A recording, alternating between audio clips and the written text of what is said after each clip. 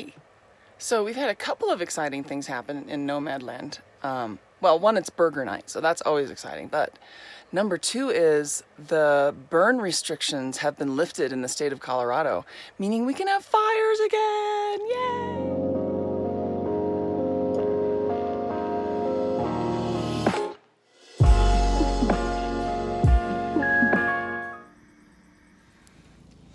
So yeah, it's been no burn in Colorado since we got here. All season, yeah, all year. And then we were coming back from the store, and the ranger was actually taking the sign down as we were driving onto the road that leads us here. So, yay! We asked to clarify, and they we made sure.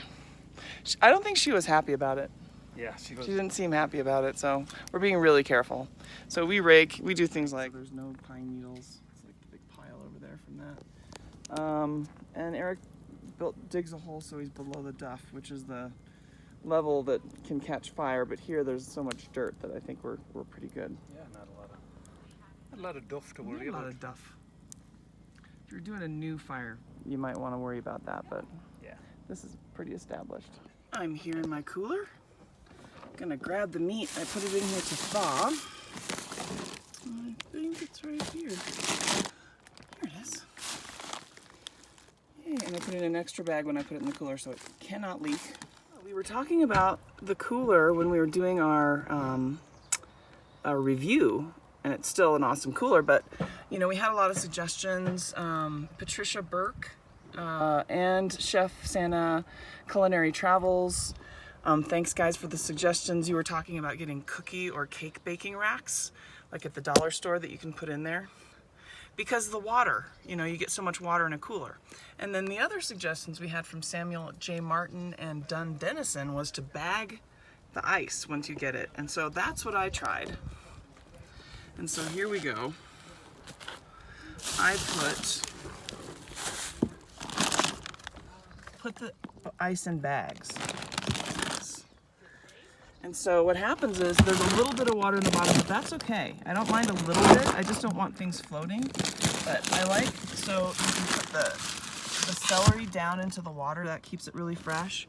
I can put the cilantro stems down into the water, and that keeps them really fresh as well. And so there's some really good things you can do with a little bit of water on the bottom of your cooler. I just don't like it when there's a ton. So what we started to do is to fill these bags with ice, and we can use the ice maker to do this as well, so we don't have to go get bags of ice. But when we bring a big bag back from the store, split it up, put it in bags, have a little bit in the bottom, but then once these melt, I just put them in the Berkey. So we save the water as well, and the ice stays really good in here. So we're talking 3 to 4 days without a problem. So I'm gonna put stuff back in here so we don't lose so much cold. That's what we figured out with our cooler. The other thing I do is I put the melting water into the ice maker as well, and so then I just start making more ice with some of the melty water. So either the Berkey or the ice maker. So it all works out good. Thanks for the suggestions. It's working great. You know, we might still get a rack, just maybe one little rack, just to like have things so that we can have. But we'll see. We'll see if we can find something that we like. But okay, well let's get to cooking some burgers, because that's really the most important thing. So Eric got the fire going a little while ago, and my job is bring the wine. So let's go. Looking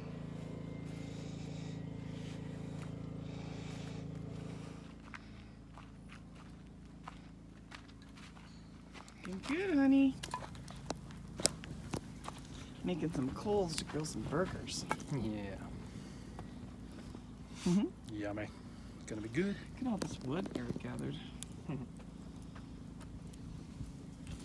Brings the saw over there and just cuts off pieces. Awesome. Hi. So it's time to season the meat. I'm going to show you how to do that. First I'm going to wash my hands, because, especially these days. So what I'm going to do before I actually mix the meat with the things, I'm going to put all of my, I do use garlic powder, pepper, and kosher salt. The triumvirate. And since I'm going to mix this with my hands, I'm going to mix all of these spices together beforehand so that I don't have to touch any of the stuff. It'll be in its own container, and then I can just wash that container when it's done. So that's about 2 teaspoons of salt. I'm going to do about, I think, maybe 1/2 to 3/4 teaspoon of pepper. Kind of finely ground. I don't really like to have huge peppercorns in my burger, but I do like the pepper.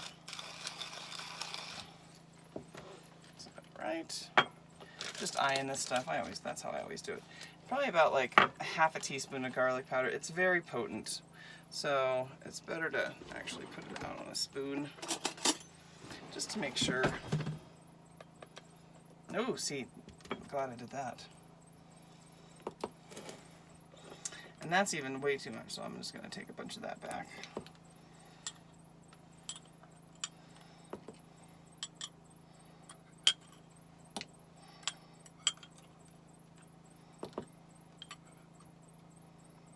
That'll be good. I think that's good. Stir that up.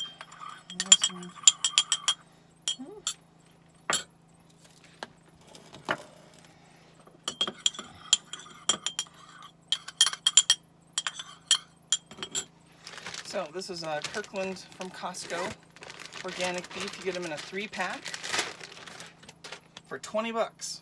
It's a very good deal.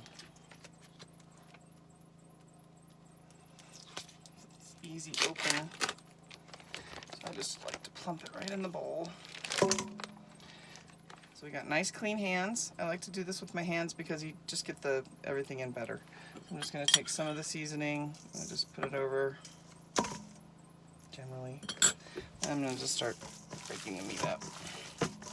And the reason, see, while I'm breaking the meat, I have to put more seasoning in. If I would have been using those, I would have had to put my meaty hands all over those, so that's the reason I do everything beforehand. It's about sanitation.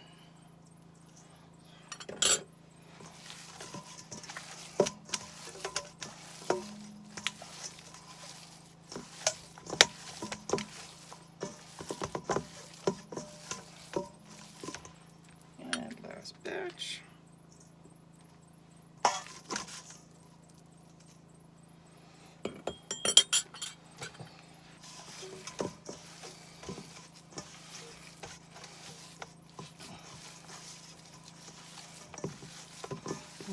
Places I see little pockets of like the spices kind of together, I try and break that up.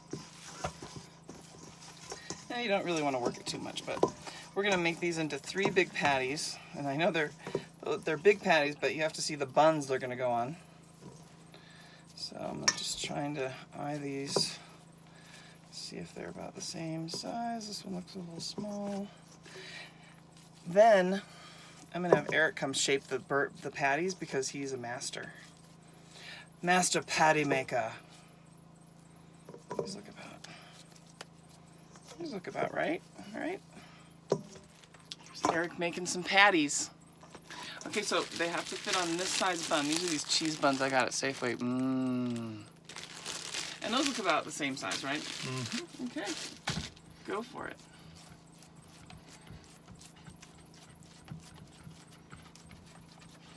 So I use my hand around the perimeter to kind of make them real dense.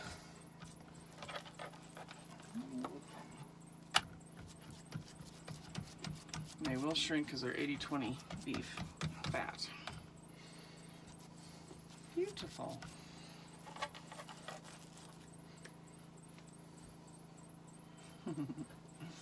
There's one. Can you just put it back in the bowl? Kind of baking bowl. On this side, baking bowl.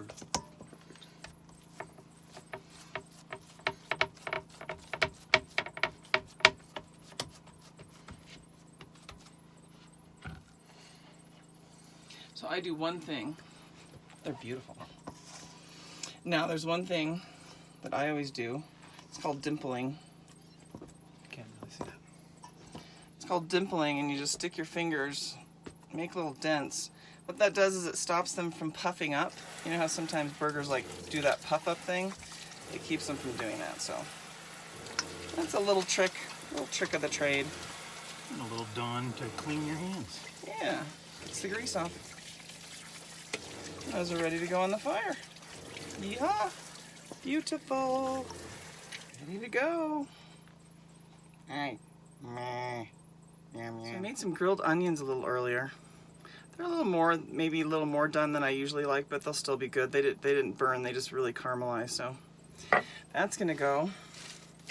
Got a little Point Reyes blue cheese and some bacon. So we're gonna make some bacon blue cheese burgers, which is one of our favorite burgers to make, so excited! So I'm just gonna heat the bacon up a little bit over here. I have the stove still on the burgers. Just, you know, heat it up a little bit. That's all you need. And here we go. Yummy, yum, yum.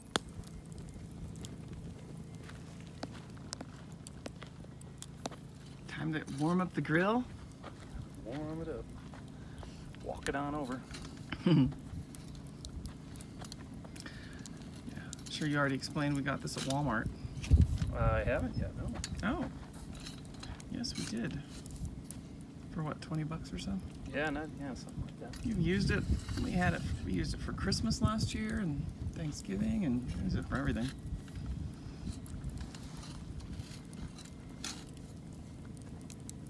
Folds up, put it in a little bag. Yep. Works out good. Burn off the crud and be ready for some fresh burgers. Yeah. So Gina's having the white cheese.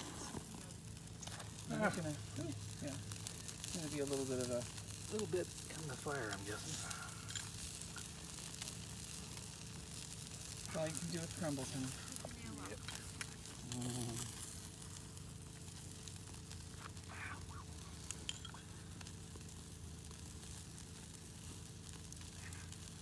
Oh. My little gobs of Damn it. Damn it. Wasted. Wait. Oh. Point Reyes blue cheese in the fire. Damn. Cheese abuse. Honey, and you're from Wisconsin. What are you thinking? It's really good. Did you just get bit again? Wow. I just went to like brush it. Look at this. Ooh, he was full. Skeeter blood. Ew. Who knows who else's blood that is? Ooh, scary. Go wipe that off. Oops. I like to put the Mayonnaise. lots of mayo. And then the grilled onions on top of that so they stick. And then stick to the mayonnaise, or the bacon sticks, and then those kind of slide around, but how can you do about that? Burger on top of it all. Yep. That's a good idea.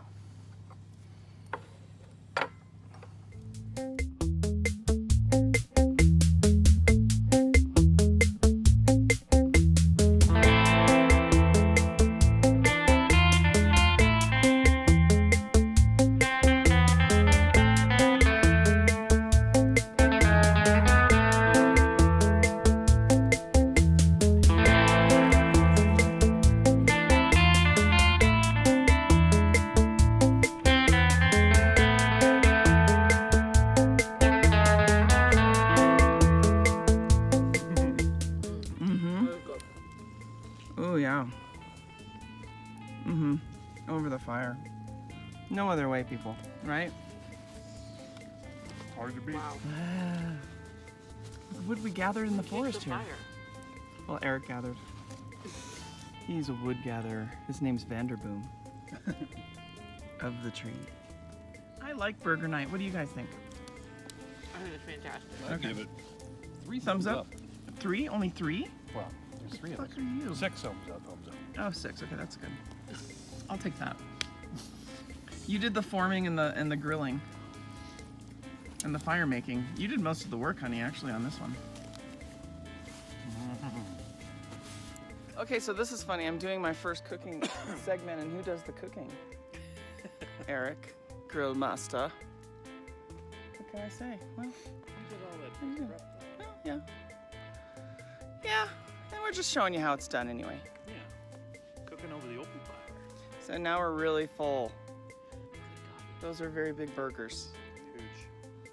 Red Robin would be proud of us. Finnegan feels they could have been bigger. Could have been bigger. He could have gotten more. You gonna eat the rest of that? You gonna eat that? You gonna eat that? Do you want to be? Can I eat that? Do you say please?